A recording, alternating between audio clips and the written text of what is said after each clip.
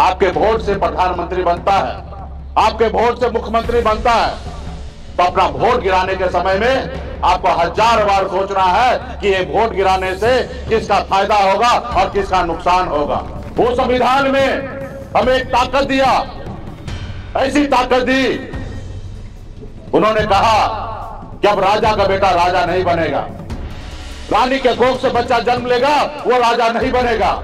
अभी राजा इस देश का वो बनेगा जिसके पास वोट होगा, वही व्यक्ति राजा होगा, चाहे वो निषाद का बेटा हो या मुसहर का बेटा हो या गरीब किसान का बेटा हो। वोट नहीं गिराना ये आपका समाधान नहीं है। आप विरोध कर सकते हैं, ये आपका अधिकार है, लेकिन वोट नहीं गिराना ये आपका संविधान नहीं है, संविधान नहीं है।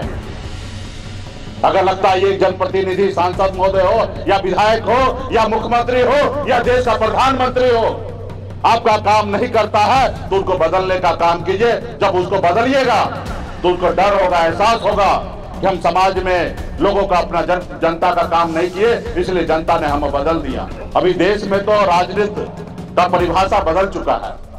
लोग धर्म के नाम पे, जाति के नाम पे एक दूसरे को लड़ा रहे हैं। जो उनको मुख्य काम है वो नहीं करेंगे, दूसरे काम में आपको उलझाएंगे। तो बहुत बहुत धन्यवाद। और तमाम यहाँ पे ग्राम के जितने भी यहाँ पे माता बहन, नौजवान साथी, सम्मानित गार्जियन उपस्थित हुए हैं, साथ ही हमारे वीआईपी पार्टी के सभी नेतागण, सभी को सनप मल्ला मुकेश सहनी की ओर से नमस्कार, प्रणाम। साथियों, आज महर्षि वेद व्यास परिषद में हम लोग यहाँ पर उपस्थित हैं। मंदिर का शिलान्यास हो रहा है और निश्चित तौर पे महर्षि वेद व्यास जी के कुल से हम लोग आते हैं और इस मंदिर में हम चाहेंगे कि हमारे तरफ से भी सहयोग हो। तो पार्टी कमेटी के द्वारा 51,000 रुपये का सहयोग राशि हम लोग भी इस मंदिर भव्य बने आपके ग्राम में, इसके लिए हम लोग आप लोग को उपलब्ध करा देंगे। साथियों, अभी जैसे हमें जानकारी प्राप्त हुआ है कि इस गांव में यहाँ पे आने के लिए रास्ता का दिक्कत है, जिसके कारण आप लोगों ने कहा है कि रोड नहीं तो वोट नहीं। निश्चित तौर पे अपने अधिकार के लिए लड़ाई लड़ना चाहिए और हम ठहरे नेता, और नेता से आप एक उम्मीद कर सकते हैं। तो निश्चित तौर पे जो आपके गांव का समस्या है रोड का, हम डीएम साहब से बात करेंगे। आपके जनप्रतिनिधि हैं, चाहे वो सांसद महोदय हैं या विधायक हैं, इनसे हम संपर्क करके बात करेंगे और हम उम्मीद करते हैं कि वो जल्द से जल्द आपके गांव में रोड बना देंगे। साथियों,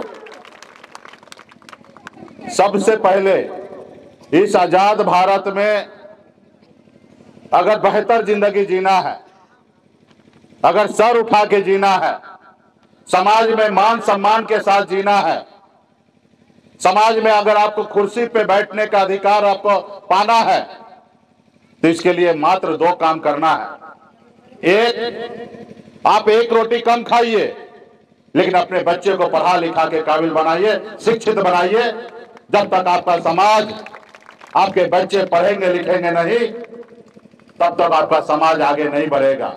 इसलिए जरूरी है कि अपने बच्चे को ज्ञान दीजिए, शिक्षा दीजिए, ताकि वो अपने सर उठा के पूरे हिंदुस्तान में कहीं पे भी होगा, सर उठा के जिंदगी जिएंगे। साथियों, आज महर्षि वेद व्यास जी का हम मंदिर का शिलान्यास कर रहे हैं।